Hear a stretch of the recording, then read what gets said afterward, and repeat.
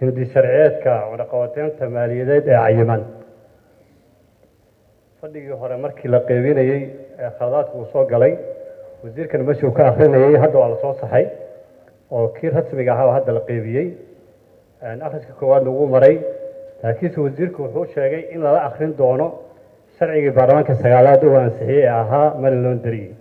marka sharciga lala akhrin lahaa maadaama annaga guddiga maaliyaddan aan nahay sharciga lala akhrin lahaa in asna la soo daawaco si ay u fahmaan waayo kanoo kale wuxuu noqonayaa xeer ku lifaaqan xeerka hore ku lifaaqan buu noqonayaa waana isla socdaan waana isaameynayaan markii hore aan bilaabeynana doodiisu waxay ahayd in sharcigaasi sharcigan ay iswaafaqayaan in la isla akhriyana ay tahay hore loo ansixiyey marka xeerka lagu lifaaqi lahaa in lala akhrin lahaa in la keeno taas waa qodobka labaad mudane guddoomiye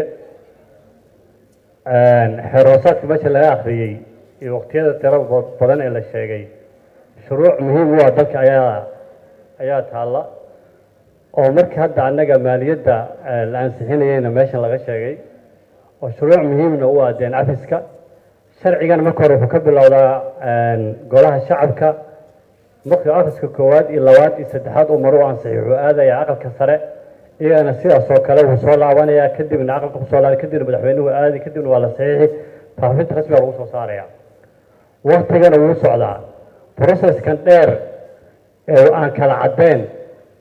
timetableka aan lahayn maalmaha aan lahayn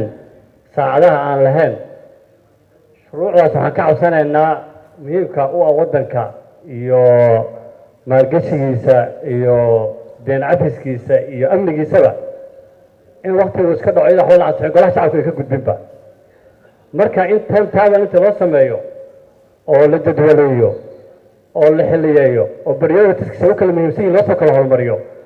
oo markii loo dhiibo guddiga intuu haysanayo wasaaradda akhriska koowaad iyo labaad iyo saddexaadba waktiga la cayimo waa muhiim haddii kale